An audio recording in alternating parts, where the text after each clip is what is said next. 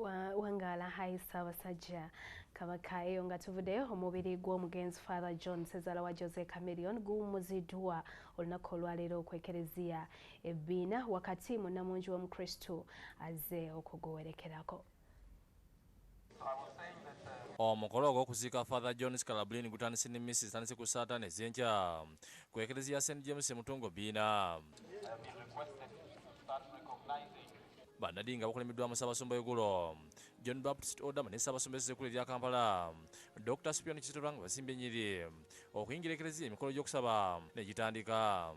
Abantu be bakalidde Ssaabasumba Lwanga nayogerakiri abakristu n'abannyira ku bulamu bw'omugenzi bw'amazeeku ng'akola ebikola eby'ekisa ng'ayamba abaana. Father Scalabrini has been a great missionary who preached the gospel in word and deed.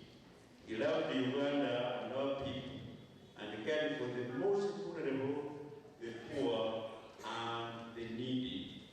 Miss oluvannyuma etandise ng'ekulemeddwamu Ssaabasumba Odama asabye abantu okukolera okufa kwabwe kubanga buli muntu wakufa okusobola okugenda mu ggolo. We don't live for trifle, periodic way of life on this earth. Ours is eternity.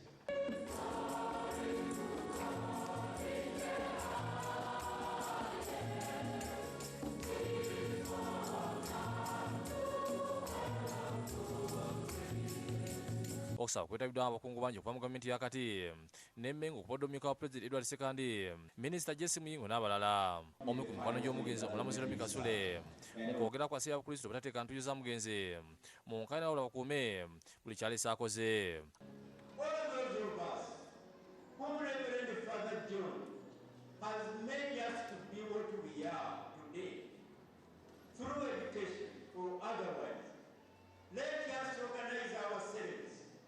Into some association and begin to contribute back to a Fr.John Scalabrini fund to support and continue what Fr.John has started. Abamu ku bano omugenzi bye yayamba bayisizza obubaka obumusiima era obumusiibula.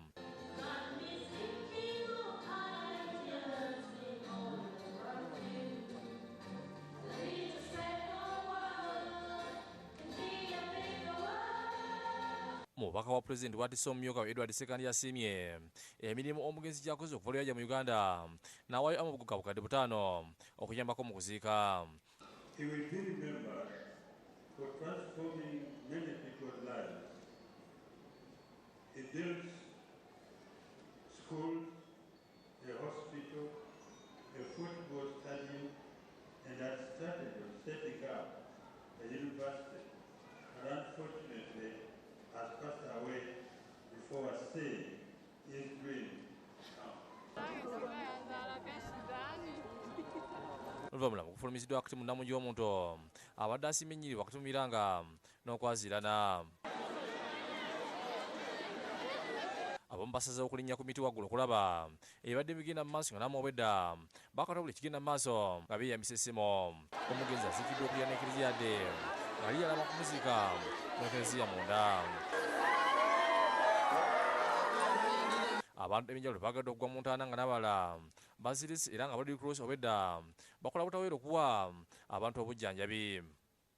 Procopius Romo ne Obedi Tulebe kusakidde guli ino kwa Bukedde TV.